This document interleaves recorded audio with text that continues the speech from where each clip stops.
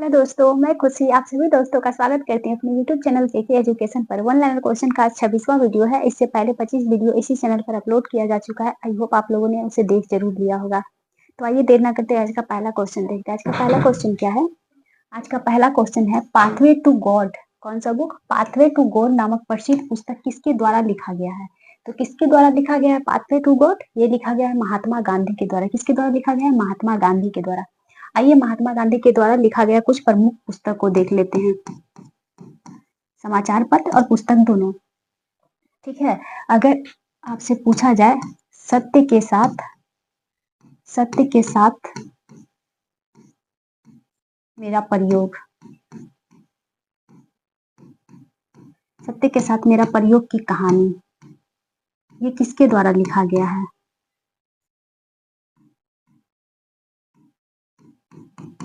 इसी को experiment with truth भी कहा जाता है। क्या कहा जाता है? Experiment with truth. ये जो है महात्मा गांधी का आत्मकथा, ये किसके द्वारा लिखा गया है? तो ये महात्मा गांधी के द्वारा लिखा गया। कौन सा बुक? सत्य के साथ मेरा प्रयोग की कहानी। ठीक है, एक और देख लीजिए, हिंद स्वराज। ये किसके द्वारा लिखा गया है? हिंद स्वराज किसके द्वारा प्रकाशित किया गया था? हिंद स्वराज, ये भी महात्मा गांधी के द्वारा। कब किया गया था? तो ये 1909 में किया गया था। कब किया गया था? 1909 में, जब वो दक्षिण अफ्रीका में ही थे। ठीक है, एक है इंडियन ओपिनियन। कौन सा? Indian opinion.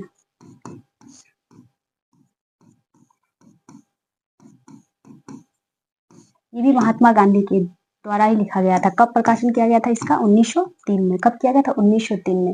एक और है हरिजन, जो बहुत ही प्रसिद्ध है। हरिजन, ये किसके द्वारा प्रकाशित किया गया था? तो ये भी महात्मा गांधी के द्वारा ही। कब किया गया था? तो 1932-33। कहीं 32 देता है, कहीं 33 देता है। ठीक है, यानी कि 1932-33। एक और उनके द्वारा लिखा गया था यंग इंडिया। कौन सा? Young India.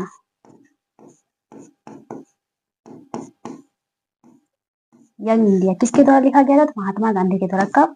तो इसका प्रकाशन जो है 1919 से 31 तक हुआ था। कब हुआ था? 1919 से 1931 तक हुआ था। ठीक है, कौन सा का? यंग इंडिया का। ठीक है, तो सत्य के साथ मेरा प्रयोग की कहानी, यानी कि माई एक्सपेरिमेंट विद ट्रूथ। ठीक है, माई एक्सपेरिमेंट विद ट्रूथ के नाम से ज्यादातर देता है, इस नाम से बहुत कम देता है। इसी का इंग्लिश वर्जन है, मतलब इंग्लिश में इसको कन्वर्ट कीजिएगा तो माई एक्सपेरिमेंट विद ट्रूथ।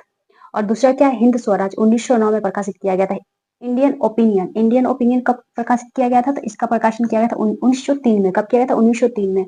हरिजन कब किया गया था? 1932-33 में, या ज्यादातर 1933 ही देता है। तो आप लोग क्वेश्चन के अकॉर्डिंग देख लीजिए, अगर 1932 और 33 दोनों रहेगा तो आंसर हो जाएगा 1933। ठीक है, यंग इंडिया ये कब प्रकाशित किया गया था? तो 1919 से निकालना प्रारंभ किया गया था। किसके द्वारा? टोटल महात्मा गांधी के द्वारा। एक यंग इंडिया संबंध, एक न्यू इंडिया है। कौन सा? New India. ये किसका है? तो ये एनी बेसेंट के द्वारा निकाला जा रहा था। तो दोनों में बहुत कॉमन डिफरेंट है, इसलिए कंफ्यूजन हो सकती है। यंग इंडिया महात्मा गांधी का है, जबकि न्यू इंडिया जो पत्र है वो एनी बेसेंट का। ठीक है, एनी बेसेंट का दो पत्र बहुत ही प्रसिद्ध है, एक तो न्यू इंडिया, दूसरा कॉमन बिल। कौन सा? Common bill. ठीक है, आइए नेक्स्ट क्वेश्चन देखते हैं। नेक्स्ट क्वेश्चन हमारा क्या कह रहा है? नेक्स्ट क्वेश्चन कह रहा है बिहार विभूति के नाम से किसे जाना जाता था? तो बिहार विभूति के नाम से अनुग्रह नारायण सिन्हा को जाना जाता था। किसे?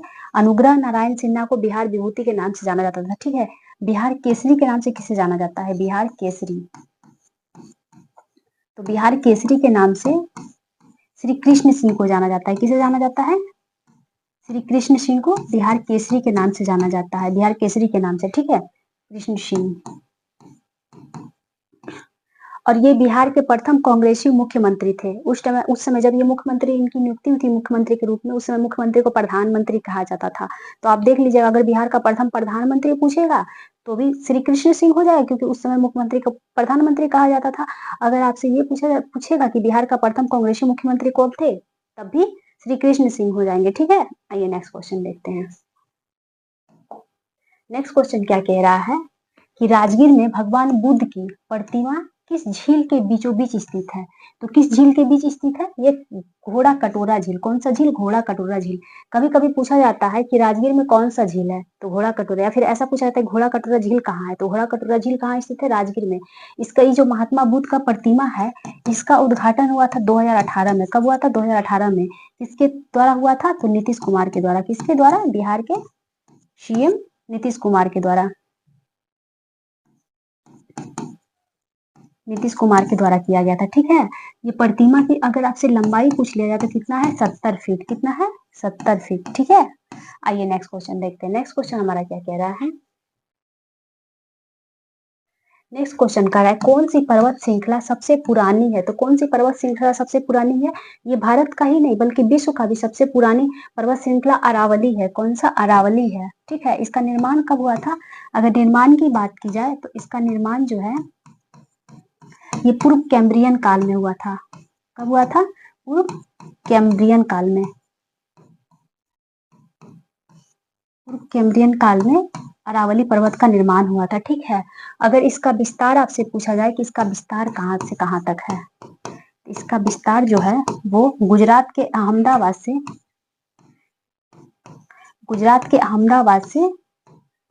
दिल्ली तक। कहाँ तक है, गुजरात के अहमदाबाद से दिल्ली तक, ठीक है। रायसीना का पर्वत, रायसीना का पहाड़ी जो है जिस पर राजभवन स्थित है, मतलब राष्ट्रपति का भवन, राष्ट्रपति जिसमें रहते हैं, वो भवन किस पर स्थित है, तो वो भी रायसीना के पर्वत पर स्थित है, ठीक है। रायसीना जो है वो अरावली का ही एक हिस्सा है। क्या है, अरावली का ही एक हिस्सा है, ठीक है। इसे और किस नाम से जाना जाता है, इसे अवशिष्ट पर्वत के नाम से भी जाना जाता है। सबसे प्राचीन अवशिष्ट पर्वत, अगर आपसे ऐसा क्वेश्चन पूछ लेगा सबसे प्राचीन अवशिष्ट पर्वत कौन है, तो सबसे प्राचीन अवशिष्ट पर्वत का उदाहरण भी अरावली है। सबसे प्राचीन मोड़दार पर्वत कौन सा है, सबसे प्राचीन मोड़दार घर्षित पर्वत, यानी कि घर्षण मतलब घिस गया है, वो पूरी तरीके से अवशिष्ट हो चुका है। तो अगर आपसे सबसे प्राचीन मोड़दार पर्वत बोलेगा तब भी आपका उसका आंसर हो जाएगा अरावली। सबसे वलित, प्राचीन वलित पर्वत का एग्जाम्पल, तो उसका एग्जाम्पल भी अरावली हो जाएगा, ठीक है। अगर इसकी सर्वोच्च चोटी की बात की जाए कि इसकी सर्वोच्च चोटी कौन सा है, सर्वोच्च चोटी कौन सा है,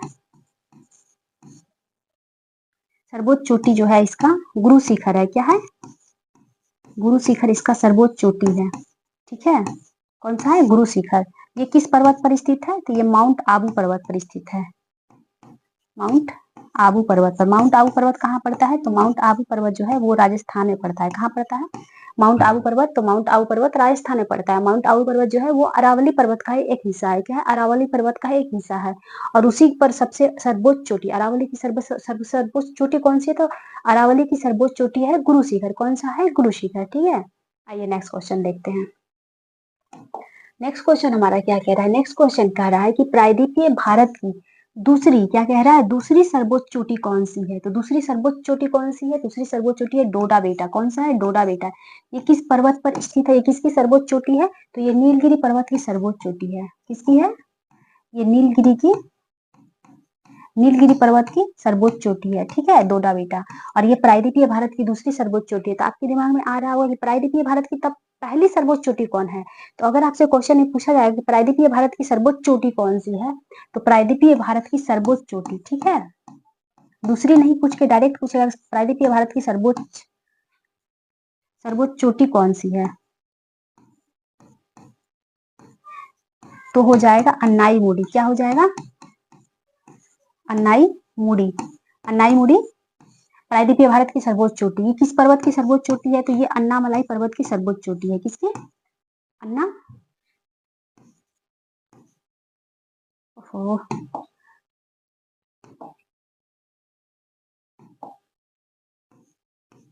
अन्नामलाई की सर्वोच्च चोटी है। इसकी सर्वोच्च चोटी है, अन्नामलाई की सर्वोच्च चोटी है, ठीक है। अगर आपसे पूछा जाएगा कि विश्व की सर्वोच्च चोटी कौन सी है, कहाँ की, विश्व की सर्वोच्च चोटी,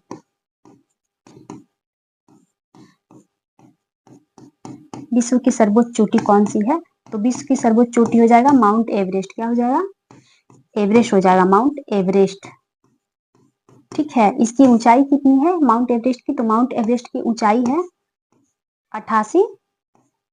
88.86, यानी कि 88.48 इतना मीटर इसका ऊंचाई है, ठीक है। तो दूसरी सर्वोच्च चोटी कौन सी है, विश्व की दूसरी सर्वोच्च चोटी, विश्व की दूसरी सर्वोच्च चोटी कौन सी है, तो दूसरी सर्वोच्च चोटी हो जाएगा केटू, जिसे गार्डविन आस्टिन भी कहा जाता है। क्या कहा जाता है, केटू को गार्डविन आस्टिन भी कहा जाता है, ठीक है।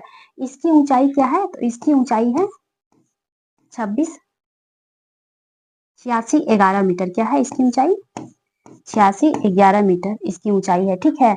तीसरी कौन सी है? विश्व की तीसरी सर्वोच्च चोटी।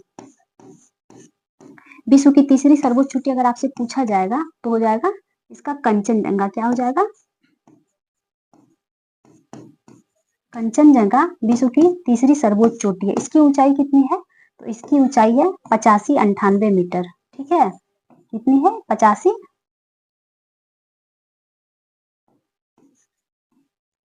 85-98 मीटर। तो देख लीजिए, अगर आपसे पूछा जाए कि नीलगिरी की सर्वोच्च चोटी कौन है, तो नीलगिरी की सर्वोच्च चोटी डोडा बेटा है। क्या है? डोडा बेटा है। अगर प्रायद्वीपीय भारत की दूसरी सर्वोच्च चोटी पूछेगा तो भी हो जाएगा उसका आंसर डोडा बेटा है। लेकिन प्रायद्वीपीय भारत की सर्वोच्च चोटी कौन सा है? तो प्रायद्वीपीय भारत की सर्वोच्च चोटी आपका हो जाएगा अनाईमुडी, जो किसकी सर्वोच्च चोटी है? अन्नामिलाई पर्वत का सर्वोच्च चोटी है। ठीक है, अगर आपसे पूछा जाए कि विश्व का सर्वोच्च चोटी कौन सा है, तो विश्व का सर्वोच्च चोटी माउंट एवरेस्ट हो जाएगा। कौन सा हो जाएगा? Mount Everest. ऊंचाई क्या है? ऊंचाई है आपका जाके 88-48.86 मीटर। ठीक है, तो विश्व का दूसरी सर्वोच्च चोटी कौन सा है? दूसरी सर्वोच्च चोटी केटू हो जाएगा, जिसकी ऊंचाई कितनी है? तो जिसकी ऊंचाई हो जाएगी आपका 86-11 मीटर। ठीक है, तीसरी सर्वोच्च चोटी कौन है? तो तीसरी सर्वोच्च चोटी कंचनजंगा है। कौन है? कंचनजंगा। ऊंचाई कितनी है? तो 85-98 मीटर। ठीक है, आइए नेक्स्ट क्वेश्चन देखते हैं। नेक्स्ट क्वेश्चन हमारा क्या कह रहा है? नेक्स्ट क्वेश्चन कह रहा है कि रक्षा के क्षेत्र में सबसे बड़ा शौर्य पुरस्कार कौन सा है? तो रक्षा के क्षेत्र में सबसे बड़ा शौर्य पुरस्कार है परमवीर चक्र। कौन सा है? परमवीर चक्र। दूसरे क्रम में कौन सा आएगा? देखिए, रक्षा के क्षेत्र में सबसे बड़ा पुरस्कार तो परमवीर चक्र हो जाएगा। ठीक है, कौन सा? परमवीर चक्र। और दूसरे क्रम में कौन सा आ जाएगा? दूसरे क्रम में महावीर चक्र। कौन सा हो जाएगा? महावीर चक्र। ठीक है, तीसरे क्रम में कौन सा आ जाएगा? तीसरे क्रम में आ जाएगा वीर चक्र। तो रक्षा के क्षेत्र में सबसे बड़ा शौर्य पुरस्कार कौन सा है? सबसे बड़ा शौर्य पुरस्कार परमवीर चक्र हो जाएगा। दूसरे स्थान पे महावीर चक्र और तीसरे स्थान पे वीर चक्र हो जाएगा। ठीक है, अगर वहीं आपसे पूछा जाएगा कि रक्षा के क्षेत्र में शांति का सैन्य पुरस्कार कौन सा है? शांति के क्षेत्र में सर्वोच्च सैन्य पुरस्कार लेकिन रक्षा के क्षेत्र में होना चाहिए, तो कौन सा हो जाएगा? अशोक चक्र हो जाएगा। कौन सा हो जाएगा? अशोक चक्र हो जाएगा। ठीक है, आइए नेक्स्ट क्वेश्चन देखते हैं। हाँ, अगर एक क्वेश्चन आपसे और पूछा जाए कि भारत के सर्वोच्च नागरिक पुरस्कार कौन सा है, तो भारत का सर्वोच्च नागरिक पुरस्कार हो जाएगा भारत रत्न। कौन, क्या हो जाएगा? भारत रत्न। इसकी शुरुआत कब हुई थी? तो भारत रत्न की शुरुआत हुई थी 1954 से। कब से हुई थी? 1954 से।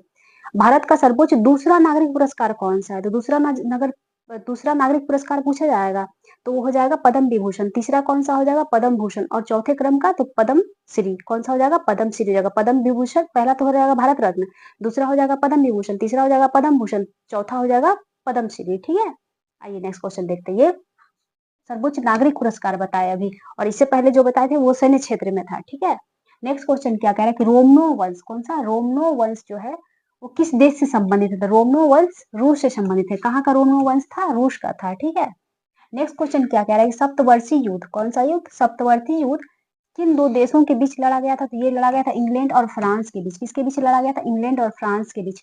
इसी को कहा जाता है तृतीय कर्नाटक युद्ध। क्या कहा जाता है? तृतीय कर्नाटक युद्ध। 3 कर्नाटक युद्ध हुआ था। कब कब हुआ था? आइए इसे देख लेते हैं। तो अगर प्रथम कर्नाटक युद्ध की बात की जाए,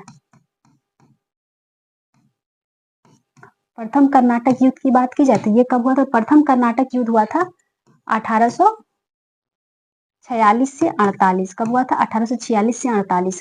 द्वितीय कर्नाटक युद्ध कब हुआ था? द्वितीय कर्नाटक युद्ध तो ये हुआ था 1849 से 54। कब हुआ था? 1849 से 54। और तृतीय कर्नाटक युद्ध कब हुआ था? तृतीय कर्नाटक युद्ध जो है ये हुआ था 1856 से 63। कब हुआ था? 1856 से 63, जिसे सप्तवर्षीय युद्ध भी कहा जाता है। क्या कहा जाता है? सप्तवर्षीय युद्ध भी कहा जाता है। किसके किसके बीच हुआ था? तो इंग्लैंड और फ्रांस के बीच हुआ था। भारत में, तो भारत में हुआ था कर्नाटक साम्राज्य के बीच और इंग्लैंडों के बीच। ठीक है, अगर आपसे पूछ लिया जाए अलग, तीनों युद्ध का अलग अलग रीजन था, लेकिन तृतीय कर्नाटक युद्ध को सप्तवर्षीय युद्ध के नाम से जाना जाता था। ठीक है, क्योंकि ये 7 वर्ष चला था, इसीलिए सप्तवर्षीय युद्ध कहा जाता है। अगर आपसे पूछा जाए कि प्रथम कर्नाटक युद्ध की समाप्ति किस संधि के द्वारा हुआ था, तो समाप्ति संधि देख लीजिए, इससे क्वेश्चन लगातार पूछता है एग्जाम में। समाप्ति और संधि, किस संधि के तहत किस युद्ध की समाप्ति हुई थी? तो प्रथम कर्नाटक युद्ध की संधि की बात की जाए तो एला सापल की संधि। कौन सा था? एला सेपल या सापल बोला जाता है, एला शेपल संधि के साथ, एला सेपल की संधि। और तीसरा दूसरा हुआ था पांडिचेरी। कौन सी संधि के साथ? पांडिचेरी की संधि। ठीक है, पांडिचेरी की संधि हुआ था। और तीसरा कौन से युद्ध से समाप्ति हुआ था? तो तीसरा हुआ था पेरिस की संधि से समाप्ति हुआ था। तो अगर आपसे पूछा जाए कि प्रथम कर्नाटक युद्ध की समाप्ति किस संधि के तहत हुआ था, तो एला सापल के संधि के तहत प्रथम कर्नाटक युद्ध की समाप्ति हुई थी। जबकि दूसरे कर्नाटक युद्ध की समाप्ति जो है वो पांडिचेरी की संधि से हुआ था। और तीसरे कर्नाटक युद्ध की समाप्ति पेरिस की संधि से हुआ था। किसके तहत? पेरिस की संधि के तहत। ठीक है, आइए नेक्स्ट क्वेश्चन देखते हैं। नेक्स्ट क्वेश्चन हमारा क्या कह रहा है कि ऑल इंडिया मुस्लिम लीग की स्थापना कब हुई थी? तो ऑल इंडिया मुस्लिम लीग की स्थापना हुई थी 1906 में। कब हुई थी? 1906 में। कहाँ हुई थी इसकी स्थापना? तो स्थापना जो है ये हुई थी ढाका में, बांग्लादेश की राजधानी ढाका में। किसके द्वारा हुआ था? तो ये हुआ था सलीमुल्लाह, क्या नाम है इनका?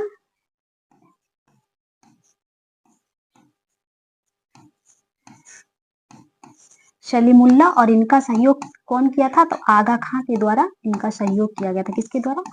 आगा खां के द्वारा इनका सहयोग किया गया था। ठीक है, एक और क्वेश्चन पूछा जाता है कि आगा खां को मुस्लिम लीग का अस्थायी अध्यक्ष कब नियुक्त किया गया था? तो आगा खां को मुस्लिम लीग का अस्थायी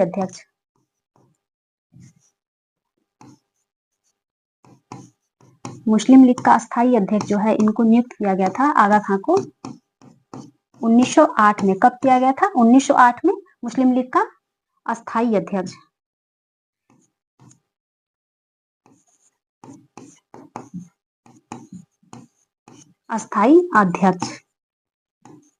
किसे नियुक्त किया गया था? तो आगा खां को। कब नियुक्त किया गया था? तो आगा खां को जो है वो 1908 वाले अधिवेशन में अमृतसर में हुआ था। 1908 का अधिवेशन अमृतसर में हुआ था, जिस समय आगा खां को मुस्लिम लीग का अस्थायी अध्यक्ष नियुक्त कर दिया गया था। ठीक है, आइए नेक्स्ट क्वेश्चन देखते हैं। नेक्स्ट क्वेश्चन हमारा क्या कह रहा है?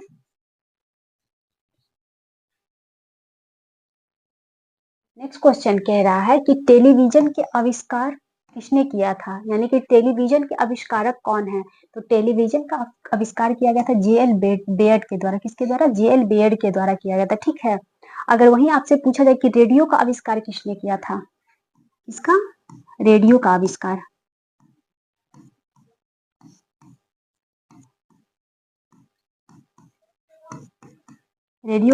किसने किया था?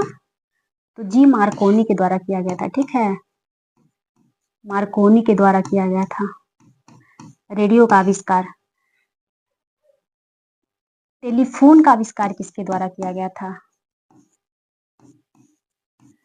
टेलीफोन का आविष्कार किसके द्वारा किया गया था? टेलीफोन का आविष्कार जो है वो किया गया था ग्राहम बेल के द्वारा। किसके द्वारा किया गया था? ग्राहम बेल के द्वारा टेलीफोन का आविष्कार किया गया था। ठीक है, अगर वहीं आपसे पूछ लिया जाए कि इलेक्ट्रिक बल्ब जो जलता है उसका आविष्कार किसने किया था? तो बल्ब का आविष्कार अल्वा के द्वारा किया गया था। एडिशन अल्वा के द्वारा। किसके द्वारा किया गया था? एडिशन अल्वा के द्वारा बल्ब का आविष्कार किया गया था। ठीक है, और टेलीविजन का आविष्कार किसके द्वारा किया गया था? जेएल बेयर्ड के द्वारा किया गया था। जेएल बेयर्ड के द्वारा किया गया था। आइए नेक्स्ट क्वेश्चन देखते हैं। नेक्स्ट क्वेश्चन हमारा क्या कह रहा है? नेक्स्ट क्वेश्चन कह रहा है कौन सा शरीर का प्रतिरक्षा प्रणाली में काम करता है, या फिर शरीर का पुलिस किसे कहा जाता है? तो शरीर का पुलिस जो है वो किसे कहा जाता है? श्वेत रक्त कणिका को। इसे ही WBC कहा जाता है। क्या कहा जाता है? WBC, यानी कि व्हाइट ब्लड सेल। क्या कहा जाता है? White blood cell. इसी को शरीर का प्रतिरक्षा प्रणाली का काम करता है, और शरीर का प्रतिरक्षा प्रणाली भी WBC को कहा जाता है। और शरीर का पुलिसमैन किसे कहा जाता है? शरीर का पुलिसमैन भी WBC को कहा जाता है। अगर WBC की बात की जाए तो इसका कौन सा भाग जो है जिसका साइज सबसे बड़ा होता है? तो WBC में सबसे बड़ा साइज का कौन सा होता है? सबसे बड़ा साइज का, ये मैं पहले ही वीडियो में बता चुकी हूँ, फिर से बता रही हूँ, आप लोग नोट डाउन कर लीजिएगा। सबसे बड़ा साइज का जो है वो क्या होता है? मोनोसाइट। कौन सा होता है? मोनोसाइट का सबसे बड़ा साइज होता है। मोनोसाइट जो है वो WBC का ही भाग है। ठीक है, मोनोसाइट किसका भाग है? WBC का भाग है, और मोनोसाइट का साइज सबसे बड़ा होता है। अगर सबसे छोटा पूछ लेगा कि सबसे छोटा साइज किसका होता है, तो सबसे छोटा साइज जो है वो होता है लिम्फोसाइट का। किसका होता है? लिम्फोसाइट का साइज सबसे छोटा होता है। किसका साइज? लिम्फोसाइट का। अगर संख्या पूछेगा कि सबसे ज्यादा संख्या, सबसे ज्यादा संख्या में क्या होता है? WBC में कौन सा अंक सबसे ज्यादा संख्या में होता है? तो इसका हो जाएगा न्यूट्रोफिल। क्या हो जाएगा? न्यूट्रोफिल हो जाएगा। ठीक है। अगर वही आपसे पूछ लिया जाए कि सबसे कम संख्या में WBC का कौन सा भाग सबसे कम संख्या में होता है? सबसे कम संख्या में बेसोफिल हो जाएगा। क्या हो जाएगा? बेसोफिल। ठीक है। तो आप इसे ऐसे भी याद रखते हैं। देखिए, न्यूनतम, न्यूनतम मतलब सबसे कम होता है। ठीक है। तो न्यूट्रो, अगर इसका अपोजिट देख लीजिए, न्यूट्रोफिल मतलब सबसे ज्यादा, और बेसोफिल, बेसो मतलब बेसी, बेसी मतलब ज्यादा, लेकिन उसका अपोजिट चले जाइए, बेसोफिल मतलब सबसे कम संख्या, और न्यूट्रोफिल मतलब सबसे ज्यादा संख्या। ठीक है। अपोजिट याद कीजिएगा। न्यूट्रो मतलब न्यूनतम सबसे कम, लेकिन इसका अपोजिट यानी कि सबसे ज्यादा संख्या किसका है? तो न्यूट्रोफिल का। बेसोफिल मतलब बेसी, ज्यादा, सबसे ज्यादा, लेकिन सबसे कम। अपोजिट चले जाइए, सबसे कम संख्या किसका है? तो बेसोफिल का है। लेकिन साइज वाइज सबसे बड़ा कौन सा है? साइज वाइज सबसे बड़ा मोनोसाइट। साइज वाइज सबसे छोटा कौन सा है? तो लिम्फोसाइट। लिम्फोसाइट का ही भाग है टी सेल। ठीक है। जो एड्स बीमारी में टी सेल नष्ट हो जाता है, इसीलिए रोग प्रतिरोधक क्षमता बहुत कमजोर हो जाता है और व्यक्ति की मृत्यु हो जाती है, क्योंकि उसके अंदर अगर कोई बीमारी हो गया ना, तो एड्स होने के बाद, कोई बीमारी होने के बाद वो बीमारी खत्म नहीं हो सकता है, क्योंकि खत्म करने वाला जो है वही खत्म हो जा रहा है, यानी कि टी सेल। लिम्फोसाइट का भाग टी सेल है, वही रोग से लड़ता है, और जब वही नहीं है शरीर में तो रोग से लड़ेगा कौन? इसलिए जो भी रोग होता है वो रहा का रहा चला जाता है और व्यक्ति की मृत्यु हो जाती है एड्स में। ठीक है। आइए नेक्स्ट क्वेश्चन क्या कह रहा है हमारा। नेक्स्ट क्वेश्चन कह रहा है, अगर WBC का जीवन काल आपसे पूछ लिया जाए कि WBC का जीवन काल कितने दिन का होता है, तो WBC का जीवन काल जो है वो 1 से 4 दिन का होता है। कितने दिन का होता है? 1 से 4 दिन का होता है।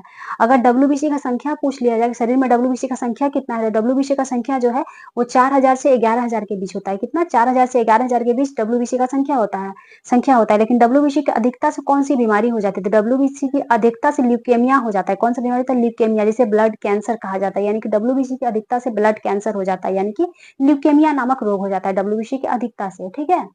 आइए नेक्स्ट क्वेश्चन हमारा क्या कह रहा है। नेक्स्ट क्वेश्चन कह रहा है कि इलेक्ट्रॉन का सर्वप्रथम अध्ययन किसने किया था? यानी कि इलेक्ट्रॉन का खोज सर्वप्रथम किसने किया था? तो इलेक्ट्रॉन का खोज जो है वो जे थॉमसन के द्वारा किया गया था। किसके द्वारा? जे थॉमसन के द्वारा इलेक्ट्रॉन का खोज किया गया था। अगर वही आपसे पूछ लिया जाए कि प्रोटोन का खोज किसके द्वारा किया गया था? प्रोटोन का खोज, तो ये खोज किया गया था गोल्ड स्टीन के द्वारा। किसके द्वारा किया गया था? गोल्ड स्टीन के द्वारा किया गया था। ठीक है।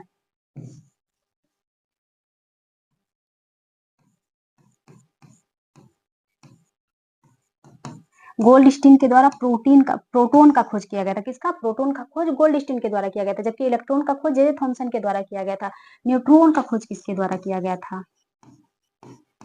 अगर न्यूट्रॉन की खोज की बात की जाए तो न्यूट्रॉन की खोज किसके द्वारा किया गया था?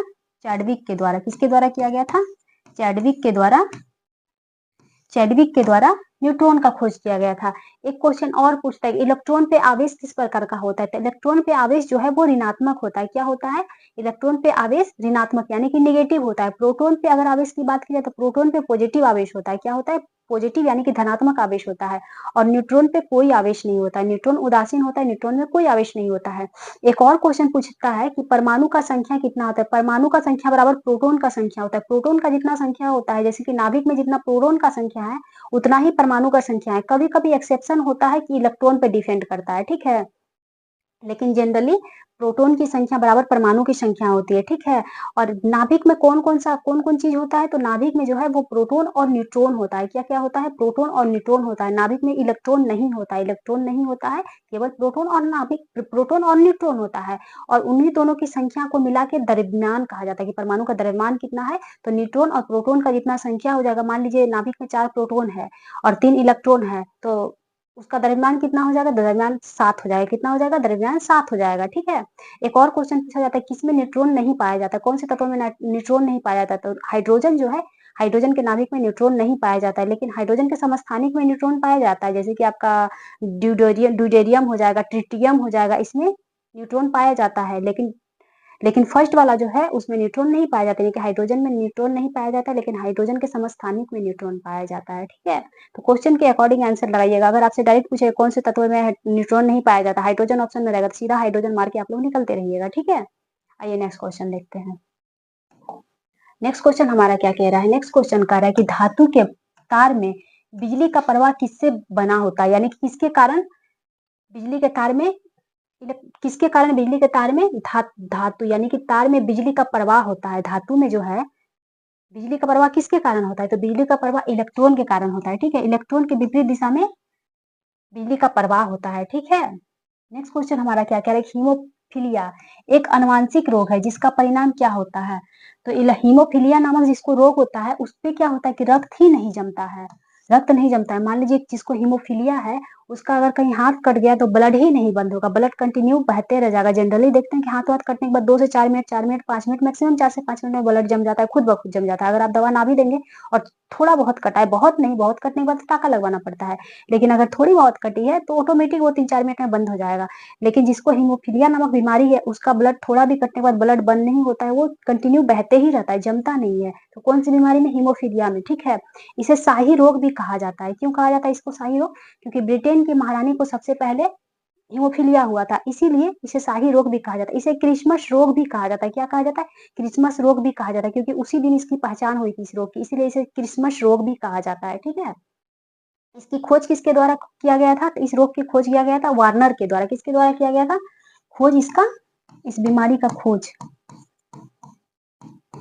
वार्नर के द्वारा किया गया था। ठीक है, वार्नर के द्वारा इस बीमारी का खोज किया गया था। नेक्स्ट क्वेश्चन क्या कह रहा है? और एक क्वेश्चन और पूछा जाता है कि ब्लड, शरीर में जो ब्लड है, ब्लड के थक्का जमाने के लिए कौन से विटामिन की आवश्यकता होती है? तो विटामिन के की। किस विटामिन की? विटामिन के की आवश्यकता होती है ब्लड की थक्का जमने के लिए। अगर आपसे पूछ लिया जाए कौन से मिनरल्स की आवश्यकता होती है ब्लड जमाने के लिए, तो अगर मिनरल्स पूछेगा तो कैल्शियम हो जाएगा, अगर विटामिन पूछेगा तो विटामिन के हो जाएगा, अगर प्रोटीन पूछेगा तो प्रोटीन प्रोथ्रोम्बिन हो जाएगा। ठीक है, आइए नेक्स्ट क्वेश्चन देखते हैं। नेक्स्ट क्वेश्चन क्या कह रहा है हमारा? नेक्स्ट क्वेश्चन कह रहा है किसमें ताप का संचरण अणुओं के हस्तांतरण के द्वारा होता है? तो किसमें होता है? संवहन में। किसमें होता है? संवहन में। अगर ऊर्जा की बात की जाए, कि ताप के हस्तांतरण की बात की जाए, ताप का जो एक जगह से दूसरी जगह संचरण जो है वो 3 माध्यम से होता है। किसके किसके से? तो एक तो होता है संवहन विधि द्वारा। किसके द्वारा? संवहन विधि द्वारा। एक होता है चालन विधि द्वारा। किसके द्वारा होता है? चालन विधि द्वारा। एक होता है विकिरण विधि द्वारा। ठीक है, किस विधि द्वारा? विकिरण विधि द्वारा। तो आइए देखते हैं चालन विधि द्वारा ऊष्मा का संचरण किसमें होता है? तो चालन विधि द्वारा ऊष्मा का संचरण जो है वो केवल ठोस में होता है। किसमें होता है? केवल ठोस में होता है। ठीक है, संवहन विधि द्वारा ऊष्मा का संचरण जो है वो द्रव और गैस में होता है। किसमें होता है? द्रव और गैस में होता है। ठीक है, अगर विकिरण की बात की जाए तो विकिरण द्वारा ऊष्मा का हस्तांतरण जो ऊष्मा का संचरण जो है वो होता है ठोस, द्रव और गैस तीनों में होता है। ठीक है, विकिरण विधि द्वारा ऊष्मा का संचरण जो है वो ठोस, द्रव, गैस तीनों में होता है, जबकि संवहन विधि द्वारा ऊष्मा का संचरण केवल 2 चीज में होता है, द्रव और गैस में। जबकि चालन विधि द्वारा ऊष्मा का संचरण केवल ठोस में होता है। बर्तन, जैसे कि मान लीजिए आप कोई बर्तन गैस पे रखे हैं तो बर्तन गर्म हो रहा है। ठीक है, बर्तन क्या है? बर्तन लिक्विड है, गैस है नहीं, ठोस है ना। तो उसमें किस तरीके से ऊष्मा का संचरण होगा, कैसे बर्तन गर्म होगा? तो चालन विधि द्वारा। किसके द्वारा? चालन विधि द्वारा बर्तन गर्म होता है। लेकिन अगर वही पूछ दिया जाए उसमें जो पानी रखा हुआ है वो पानी किस तरीके से गर्म होगा, तो पानी संवहन विधि द्वारा गर्म होगा। किस विधि द्वारा? संवहन विधि द्वारा। देखिए यहाँ लिखा है द्रव जो है और गैस है वो संवहन विधि द्वारा गर्म होता है। किसके द्वारा? संवहन विधि द्वारा ऊष्मा का संचरण होता है। ऊष्मा का संचरण होगा तभी तो कोई चीज ना गर्म होगा, तो संवहन विधि द्वारा। ठोस विधि में क्या होता है? ठोस में जो होता है वो अणु जो है एक जगह से दूसरे जगह नहीं होता है। मान लीजिए एक अणु यहाँ पे है, एक अणु यहाँ पर है और एक अणु यहाँ है, तो ठोस में अणु इतना पास पास होता है ना, इतना पास पास होता है कि इसको यहाँ जाने की आवश्यकता ही नहीं है। ये गर्म हुआ, इसमें सटा है, ये खुद गर्म हो जाएगा, इसमें सटा है, ये गर्म हो जाएगा, ये गर्म हो जाएगा, ये गर्म हो जाने की ये सटा सटा सटा सटा रहता है, सब खुद गर्म हो जाएगा। लेकिन द्रव में क्या होता है? एक अणु यहाँ, एक अणु यहाँ, एक अणु यहाँ, ऐसे ऐसे करके रहता है। तो इसमें क्या होता है? मान लीजिए ये वाला अणु गर्म हुआ तो फिर ये अणु जाएगा ऊपर उठ के फिर इसको गर्म करेगा, फिर इसको गर्म करेगा, ऐसे ऐसे करके। इसलिए आप जब देखते होंगे कि पानी जब गर्म होता है, जब भी आप अगर नोटिस नहीं किए तो आप नोटिस कीजिएगा, जब भी आप गैस पे पानी चढ़ाएंगे तो ऊपर वाला पानी गर्म हो जाता है, लेकिन नीचे वाला पानी उतना गर्म नहीं रहता है। जब पूरा खौल जाता है तो पूरा पानी गर्म हो जाता है, लेकिन स्टार्टिंग पीरियड में देखिएगा पानी ऊपर का गर्म रहेगा, नीचे का आपको आप उंगली डाल के चाहे किसी तरीके से देखिएगा, ऊपर का पानी गर्म होगा, आपको लगेगा वो पूरा पानी गर्म हो गया होगा। लेकिन जब आप उतारेंगे तो देखेंगे कि नीचे का पानी ठंडा ही है, ऊपर का पानी गर्म हो चुका है। क्यों? क्योंकि नीचे का जो अणु है वो ऊपर जाता है, ऊपर वाले को गर्म, ऊपर जब ये नीचे वाला अणु गर्म होता है तो फिर ऊपर जाता है, ऊपर का ठंडा अणु नीचे आता है और फिर ये गर्म जाता है, गर्म होता है, फिर ये ऊपर जाता है और फिर ऊपर का ठंडा अणु नीचे आता है। इस तरीके से गर्म होते होते होते होते फाइनली द्रव का पूरा अणु गर्म हो जाता है तो पानी गर्म हो जाता है, यानी कोई भी लिक्विड पदार्थ, मैं तो पानी का जस्ट एग्जांपल है, कोई भी दूध का ले लीजिए, किसी भी चीज का ले लीजिए, तो वो एक पाएगी पूरा गर्म नहीं हो जाता। देखिए बर्तन में ऐसा नहीं होता, ऐसा नहीं है कि बर्तन यहाँ गर्म हुआ इसके बाद यहाँ गर्म गर्म हो गया मतलब हो गया, क्योंकि उसमें ऊष्मा का संचरण जो है वो चालन विधि द्वारा होता है, क्योंकि उसमें अणुओं को एक दूसरे के पास जाके नहीं करना पड़ता, वो एक दूसरे से ट्रांसफर करते करते उसको अपने स्थान को छोड़ के दूसरे स्थान पे जाने की आवश्यकता नहीं होती है, ठीक है। और विकिरण में तो जरूरत ही नहीं है, विकिरण तो तीनों माध्यम तीनों चीज को गर्म करता है, ठोस को भी, द्रव को भी, गैस को भी करता है, ठीक है। आइए नेक्स्ट क्वेश्चन देखते हैं। नेक्स्ट क्वेश्चन क्या कह रहा है कि दूध का दही में परिवर्तन किसके द्वारा होता है? तो दूध का दही में परिवर्तन जीवाणु द्वारा होता है। किसके द्वारा होता है? जीवाणु द्वारा होता है। क्या तो नाम है बैक्टीरिया का? Lactobacillus bacteria. कौन सा? लैक्टोबैसिलस बैक्टीरिया के द्वारा दूध का दही में रूपांतरण होता है, ठीक है, यानी कि दही बन जाता है दूध। और ये किस प्रक्रिया का एग्जाम्पल है? तो ये रासायनिक प्रक्रिया का एग्जाम्पल है। क्या भौतिक प्रक्रिया का एग्जाम्पल है? जी नहीं। दूध से दही जमना ये रासायनिक प्रक्रिया का एग्जाम्पल है। क्यों? क्योंकि मान लीजिए दूध से दही जम गया, तो क्या आप उसको वापस से दूध में कन्वर्ट कर सकते हैं? बिल्कुल नहीं कर सकते हैं। वहीं एक क्वेश्चन पूछा जाता है कि पानी से आइस का जमना ये किस प्रकार का प्रक्रिया का एग्जाम्पल है? तो ये भौतिक प्रक्रिया का एग्जाम्पल है। क्यों? क्योंकि मान लीजिए पानी आइस बन गया, आइस को फिर आप गर्म चीज में गर्म जगह रख दीजिएगा या फिर फ्रिज से निकाल के रख दीजिएगा, वापस से वो पानी में कन्वर्ट हो जाएगा, है ना। और पानी वापस से बर्फ में कन्वर्ट हो जाएगा, जबकि दूध जो है वो दही में कन्वर्ट हो गया तो मतलब हो गया, वापस से उसको दूध में कन्वर्ट नहीं कर सकता। इसलिए ये रासायनिक प्रक्रिया है और भौतिक प्रक्रिया। इससे संबंधित भी क्वेश्चन बहुत बार एग्जाम में आ चुके हैं, तो मैं क्वेश्चन लूंगी उससे संबंधित ना तो डिटेल से बता दूंगी, ठीक है। नेक्स्ट क्वेश्चन हमारा क्या कह रहा है? नेक्स्ट क्वेश्चन कह रहा है कि ग्लोब को दो बराबर भागों में बांटने वाली काल्पनिक रेखा को क्या कहा जाता है? तो ग्लोब को दो बराबर भागों में बांटने वाली काल्पनिक रेखा को विषुवत रेखा कहा जाता है। क्या कहा जाता है? विषुवत रेखा। जैसे कि ये मान लीजिए हमारा ग्लोब है, यहाँ से 0 डिग्री लाइन खींचा होता है ना, खींचा रहता है ना 0 डिग्री लाइन, तो इसे क्या कहा जाता है? इसे ही विषुवत रेखा कहा जाता है। क्या कहा जाता है? विषुवत रेखा कहा जाता है। नेक्स्ट क्वेश्चन हमारा क्या कह रहा है?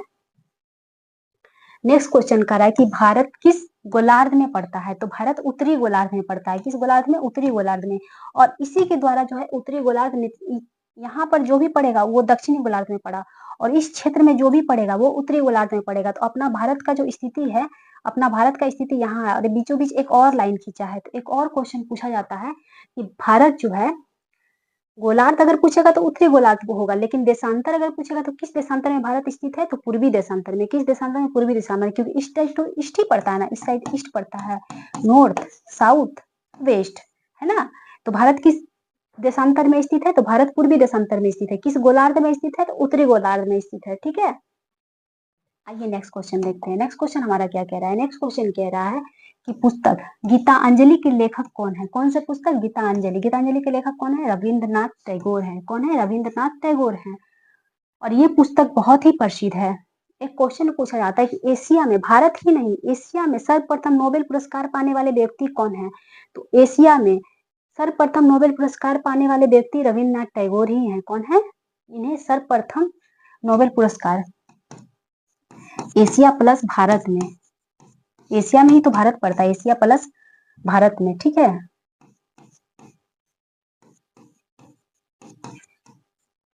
एशिया में नोबेल पाने वाले, नोबेल पुरस्कार पाने वाले प्रथम व्यक्ति।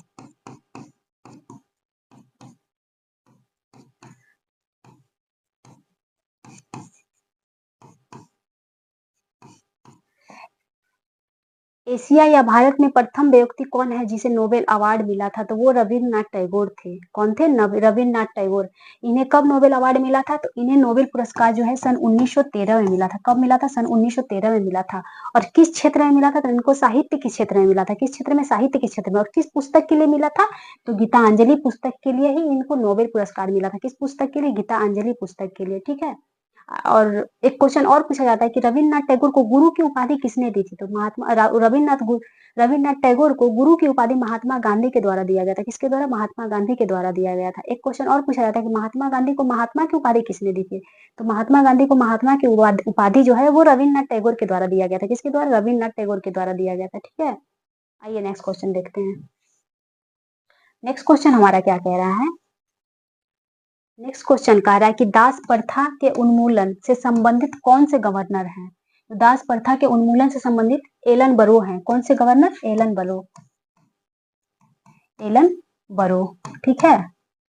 एलन बरो कौन है? एलन बरो है। इन्हीं के शासनकाल में दास प्रथा को खत्म किया गया था। कब किया गया था दास प्रथा को समाप्त कब किया गया था? तो इसे किया गया था 1843 में। कब किया गया था? 1843 में। उस समय गवर्नर जनरल कौन थे? तो उस समय गवर्नर जनरल थे एलन बरो। कौन थे? एलन बरो। और इन्हीं के टाइम में, एलन बरो के समय में ही साप्ताहिक छुट्टी का भी प्रक्रिया शुरू किया गया था। मतलब साप्ताहिक छुट्टी देने का परंपरा कब से स्टार्ट किया गया था? साप्ताहिक छुट्टी देने का परंपरा, ये भी क्वेश्चन पूछा जा चुका है। साप्ताहिक छुट्टी की परंपरा, छुट्टी की परंपरा कब से स्टार्ट हुआ? तो ये हुआ था एलन बरो के काल में। किसके काल में? एलन बरो के काल में, ठीक है।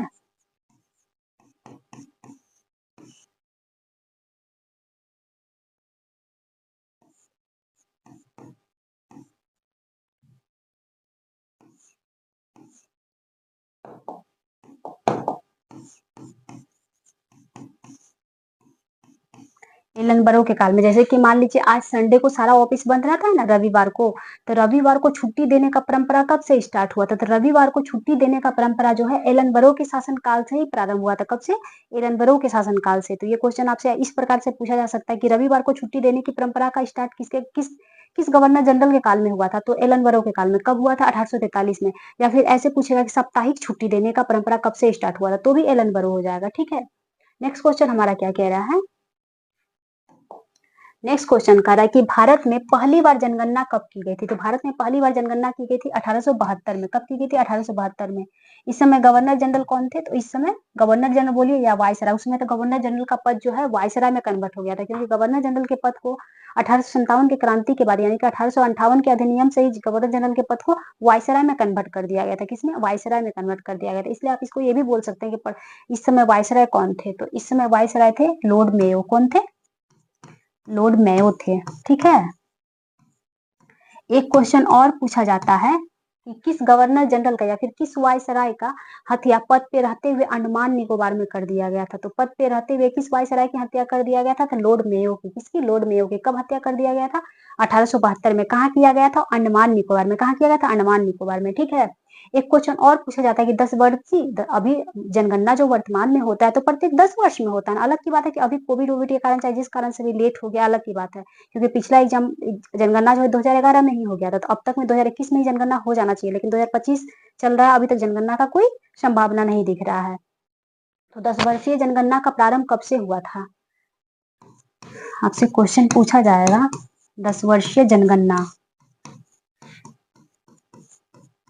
जनगणना की शुरुआत किसके शासनकाल से प्रारंभ हुआ था? क्योंकि पहली बार जनगणना तो लॉर्ड मेयो के शासनकाल में 1872 में हुआ था, लेकिन इसकी शुरुआत जो हुई थी 1881 में हुई। कब हुई थी? 1881 में।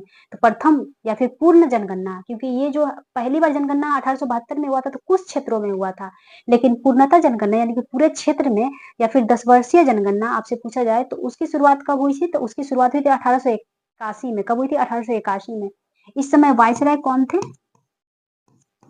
वायसराय आपसे पूछा जाए तो वायसराय थे लॉर्ड रिपन। कौन थे? लॉर्ड रिपन थे, ठीक है। लॉर्ड रिपन के शासनकाल में 10 वर्षीय जनगणना का शुरुआत हुआ था। आपसे एक और क्वेश्चन पूछा जा सकता है कि प्रथम कारखाना अधिनियम कब लाया गया था? तो प्रथम कारखाना अधिनियम भी लॉर्ड रिपन के काल में लाया गया था 1881 में। कब लाया गया था? 1881 में लाया गया था, जिसमें बच्चे से संबंधित कुछ प्रावधान किया गया था। उसमें रूल रेगुलेशन बना था कि हाँ इतना से इतना एज के बच्चे ही कारखाना में काम कर सकते हैं, या फिर इतना टाइम तक ही कारखाना में बच्चे काम कर सकते हैं। तो प्रथम कारखाना अधिनियम जो है 1881 में लॉर्ड रिपन के काल में लाया गया था।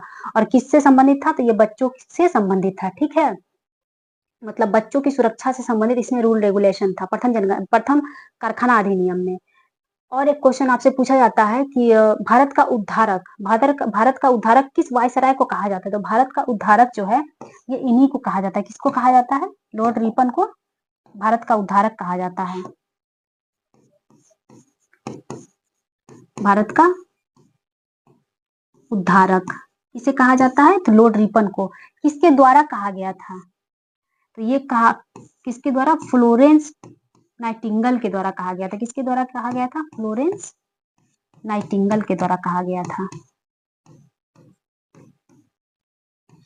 फ्लोरेंस नाइटिंगेल के द्वारा लॉर्ड रिपन को भारत का उद्धारक कहा गया था। ठीक है, एक और क्वेश्चन पूछा जाता है, सज्जन रिपन किसने कहा था? तो सज्जन रिपन की उपाधि जो है ये भारत के नागरिकों द्वारा दिया गया था। किसके द्वारा दिया गया था? भारत के लोगों द्वारा रिपन को सज्जन रिपन कहा गया था, क्योंकि ये नेचर वाइज बहुत अच्छे थे, इनके द्वारा काम भी बहुत अच्छे तरीके से किया गया था, मतलब भारत के हित में किया गया था, इसीलिए इनको सज्जन रिपन भी कहा जाता है और भारत का उद्धारक भी कहा जाता है। ठीक है, एक और क्वेश्चन पूछा जाता है कि इल्बर्ट बिल विवाद बहुत ही फेमस था। इल्बर्ट बिल विवाद किसके शासनकाल से संबंधित है? तो इल्बर्ट बिल विवाद जो है वो लॉर्ड रिपन के काल से ही है। कौन सा? इल्बर्ट बिल विवाद। ठीक है, ये रिपन के शासनकाल से है, संबंधित है। कब हुआ था इल्बर्ट बिल विवाद? तो 1883 में हुआ था। इसमें प्रावधान क्या था? तो इसमें प्रावधान था कि भारतीय न्यायाधीश जो हैं वो यूरोपीय नागरिकों के खिलाफ या फिर उनको फैसला सुना सकते हैं, मतलब उनकी मुकदमों की सुनवाई भारतीय न्यायाधीशों के द्वारा किया जाएगा। यूरोपीय नागरिकों की सुनवाई भारतीय न्यायाधीशों के द्वारा किया जाएगा। इसी कारण यूरोपीय जो है वो विरोध करने लगे कि भारत की इतनी औकात की वो मेरी सुनवाई करे। इसी कारण वो लोग विरोध किया। बाद में इल्बर्ट बिल को जो है वो वापस लेना पड़ा था। ठीक है, इल्बर्ट बिल को क्या करना पड़ा था? वापस लेना पड़ा था। ठीक है, मिनट,